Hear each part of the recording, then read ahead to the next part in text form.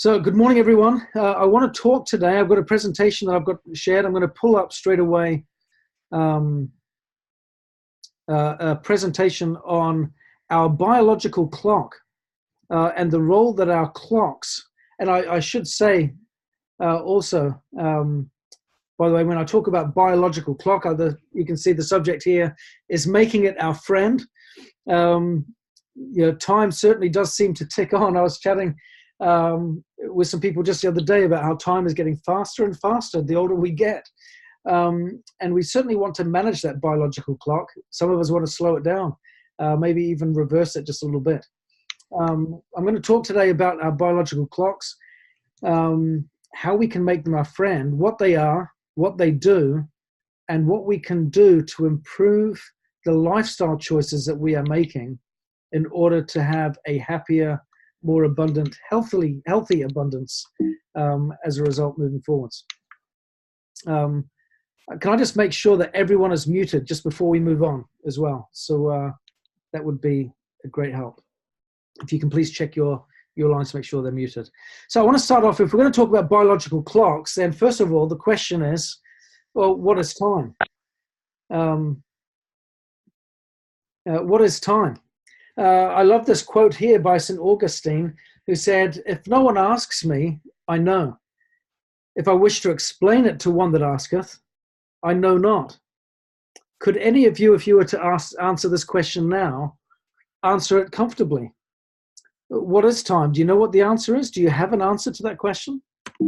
Albert Einstein said this. He said, "Time has no independent existence apart from the order of events by which we measure it."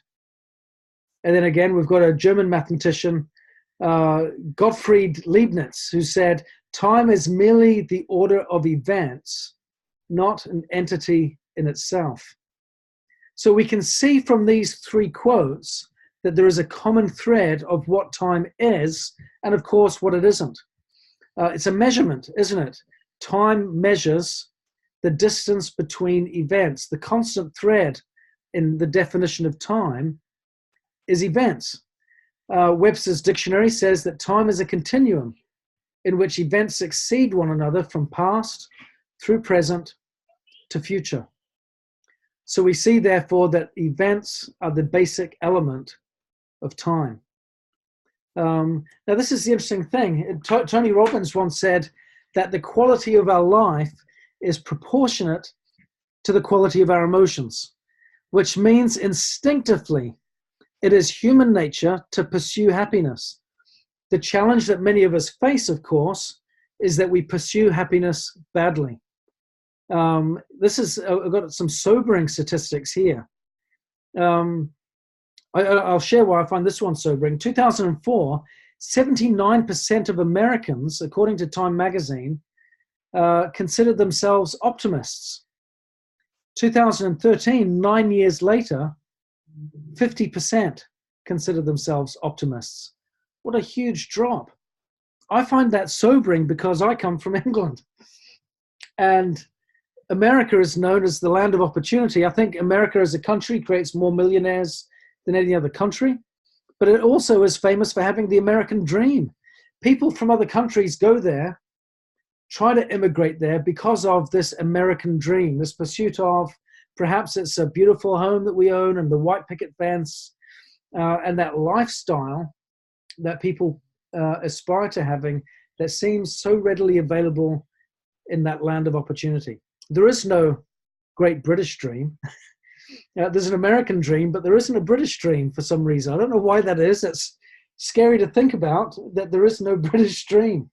I don't know what it would be if we had one, but it doesn't seem that there is one. That's a scary thought. But for this land of opportunity, this land of optimism, look at that drop in rate there of optimism.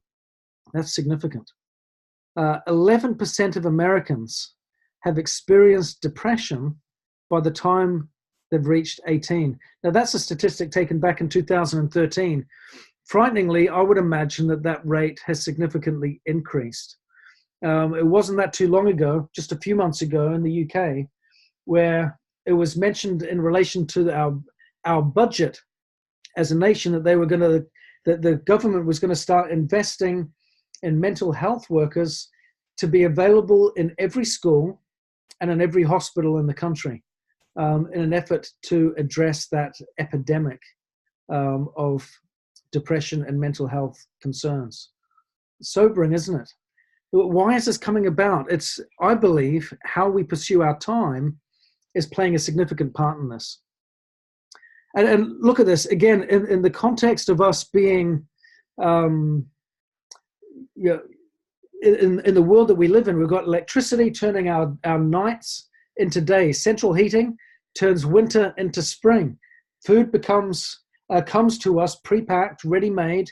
We work more, we exercise less, we disconnect from nature.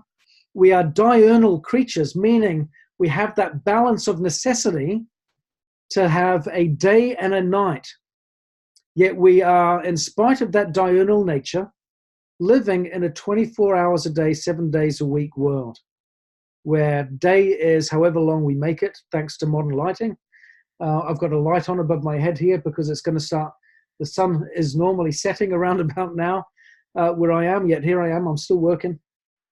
We live in this constant need, this demand to perpetually be working, engaged, available, contactable, reachable, and yet we are totally disconnected from nature and perhaps even from the things that matter most. And frustratingly, as a result of this toxic demand on time, one of the consequences, and this is why I'm talking here about sleep and our bodily rhythms, why we see that sleep is often becoming now an unwanted necessity that we want to cut corners on in an effort to maximize our time. Some people are considered stronger, more capable, more productive if they can get by on 4 hours a night of sleep, 5 hours a night of sleep. Margaret Thatcher, very famous British politician and Prime Minister, famously survived on 4 hours of sleep and felt like sleep was something for the weak. And yet it really isn't. We spend 1/3 of our lives fast asleep. More than any other thing that we will ever do in our lives, the one thing that we will spend doing more than anything is sleeping. Why? Because it is one of the most important things we can actually do with our lives. Surprisingly, it's the most important thing, and yet we are out for the count, unconscious when we're doing it. So let's have a look here then at the cost of bad sleep. If we're cutting corners on our sleep, if we're saying we don't need it, if we're compromising our sleep because of all these demands for work, for being available, all of these challenges, let's look at the consequences of this. Sleep disorders in the US, I'm going to share some US and UK figures here, cost the US alone $40 billion a year in lost productivity, in accidents, and in medications.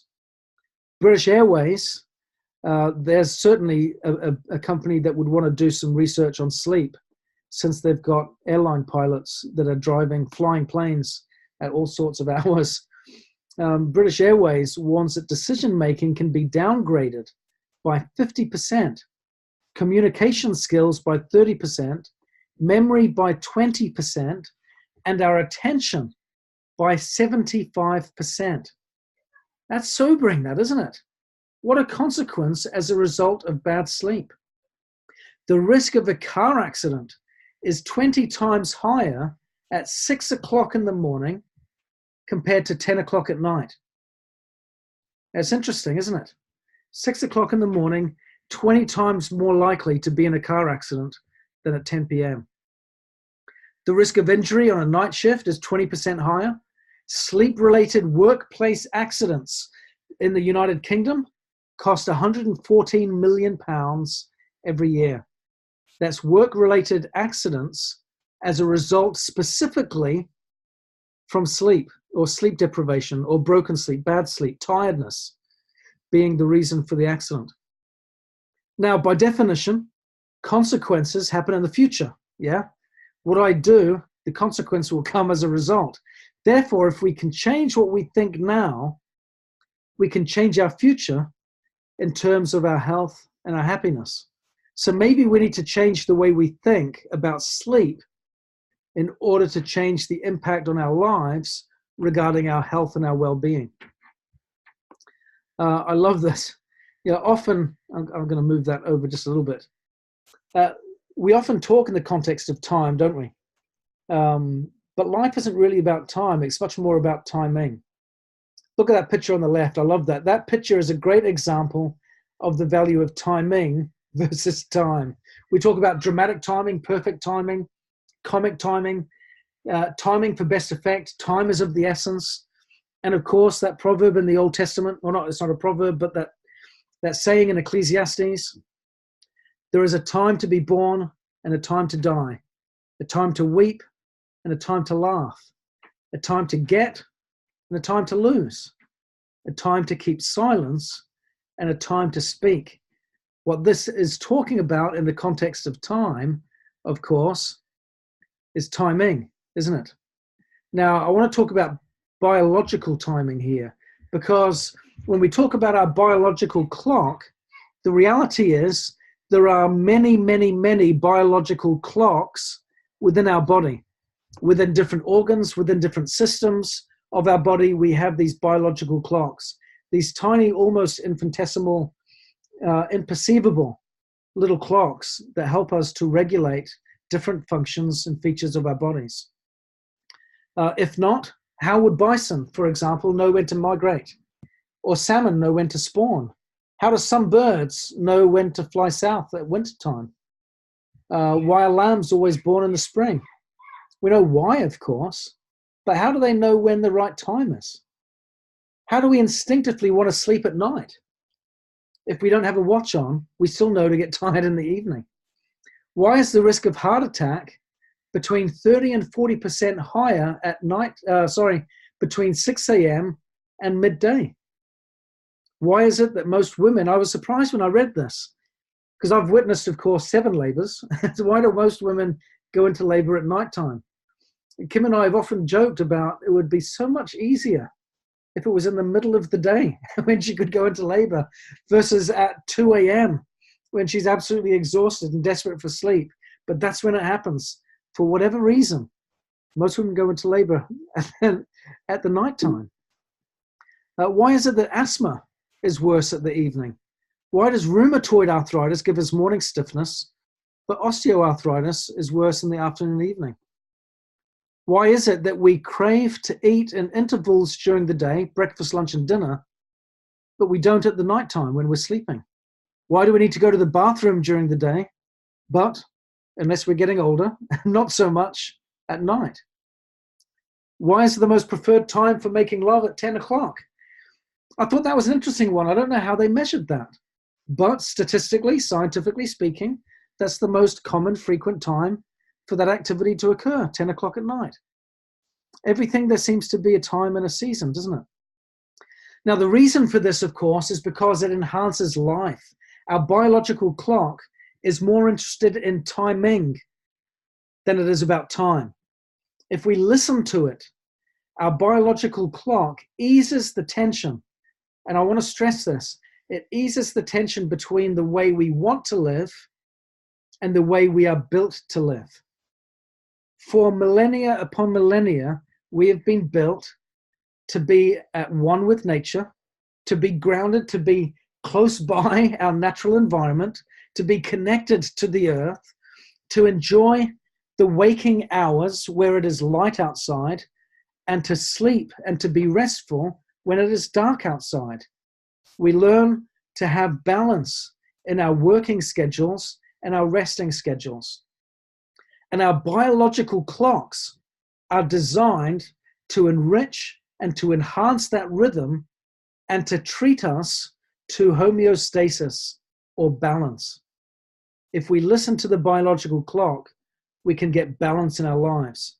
But the stress of modern living is forcing us to ignore that clock, to eat at irregular times, to sleep with irregular patterns, to cut out sleep sometimes or to compromise it, to disconnect from nature, to do all of these things in order to survive this 24/7 kind of way of living that we're getting accustomed to, and it's not doing us any good at all. So in order to listen to the clock, to get better use of it, we need to ask ourselves, what is a clock? Well, a clock is a device that undergoes and counts regular cycles of motion. The more regular the cycle, the more accurate the clock.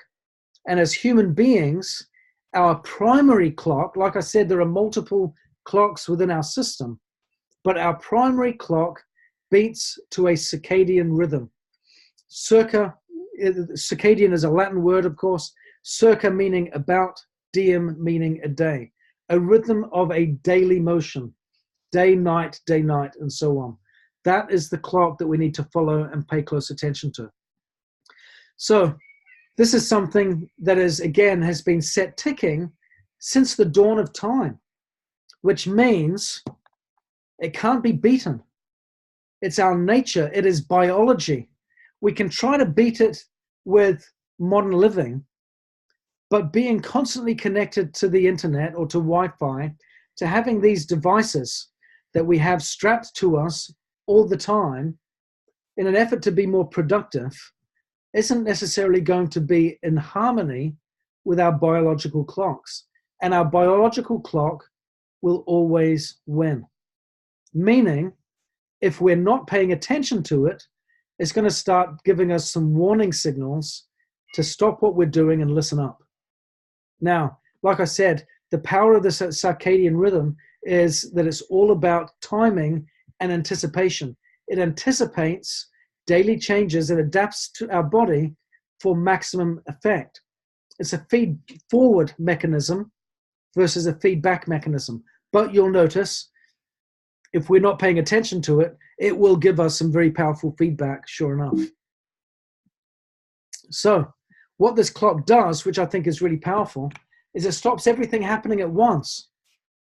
For example, it means that we're not wanting to sleep or be awake at mishmashed, unproductive times, just at any given time of the day.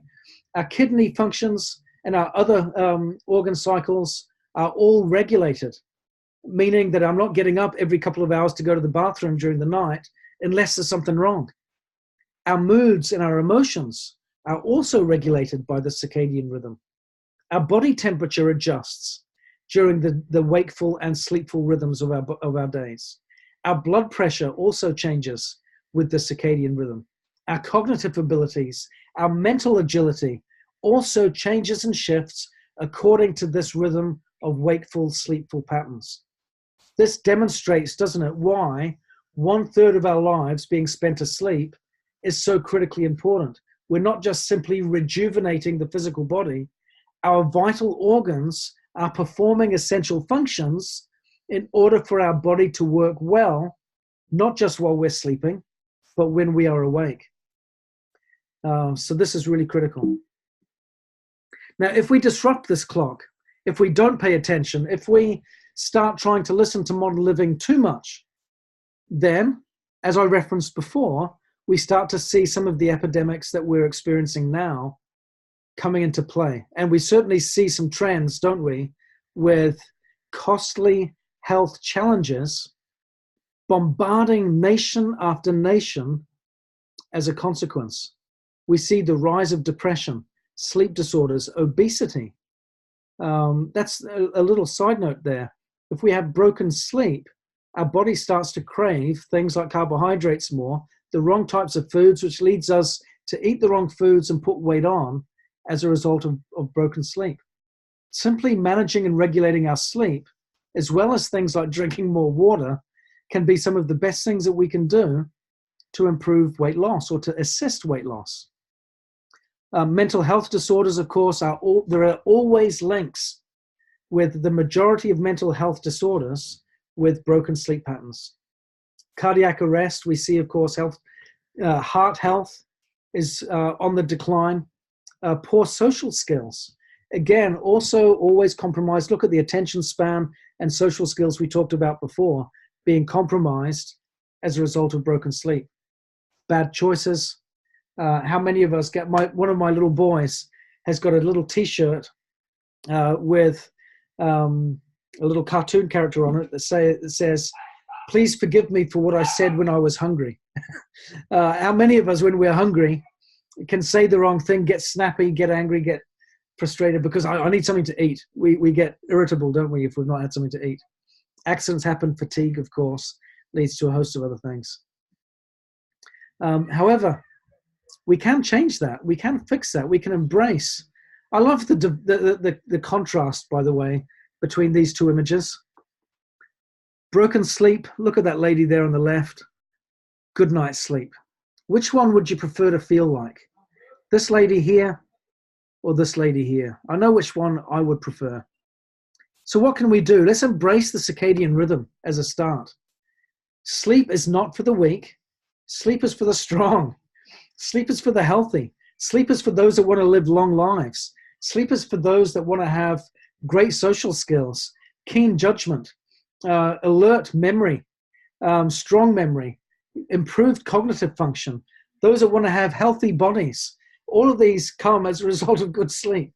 So we want to sleep well in a dark room, on a good bed, with a Kenko pad. We want to have good sunlight, get outdoors more.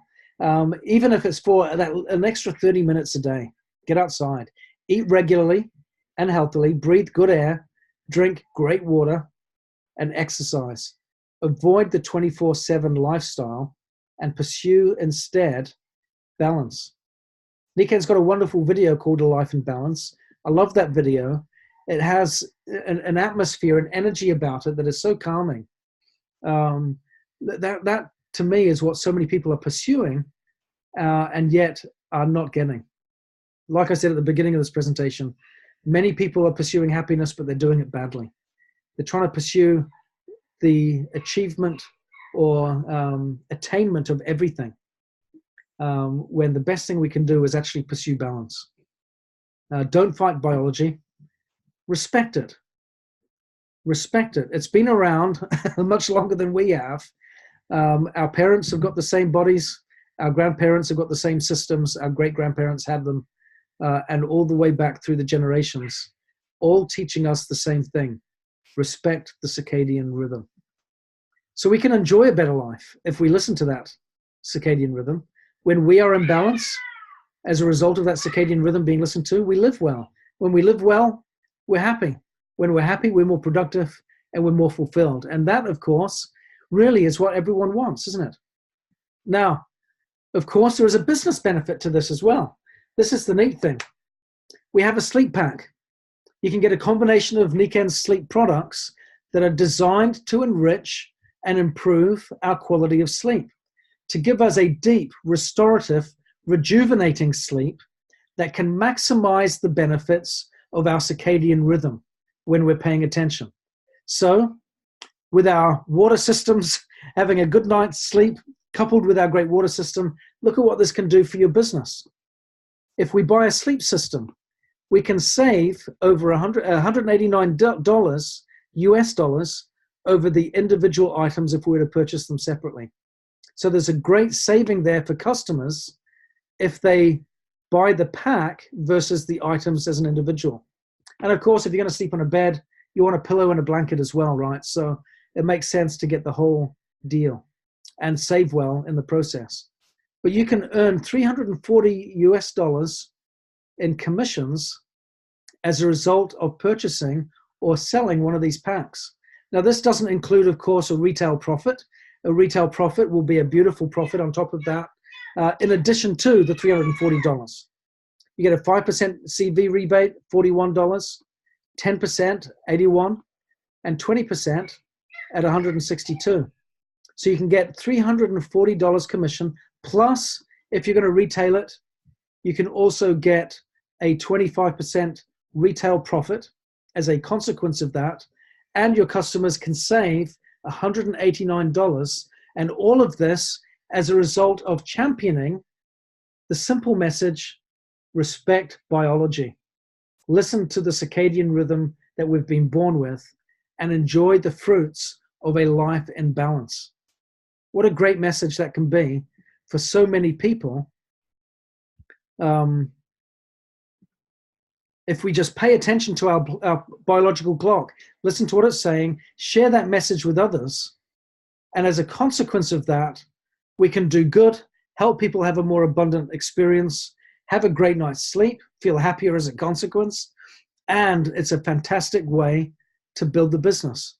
Some great profits and benefits there, financial rewards for building your business. And of course, doing that with a sleep system gets you well on your way to executive, building your business up and out with additional bonuses and benefits that come as a consequence of that. Power Start bonuses on your way to silver with the leadership bonus coming through. There are so many benefits that can come from teaching a powerful and ever so critical and increasingly more important message that we need to listen to our bodies more, respect nature, respect the circadian rhythm, and get a good night's sleep. And as sleep ambassadors, as wellness advocates, we can help with that. We've got solutions. So I hope this shares some powerful challenges that the world are facing and some incredible antidotes and solutions that we have available here in NECAM. Let's make sure that we put that to good use and show people that there is a better way, a great way for them to save money in the process, and as business builders, a great way for you to succeed as a consequence. I hope this has been of help. Hopefully we can get out there and move some more sleep systems and some sleep packs and grow our businesses in a way that can make a significant difference on the world as we make every home a wellness home. Thank you very much, and we'll speak soon. Bye-bye.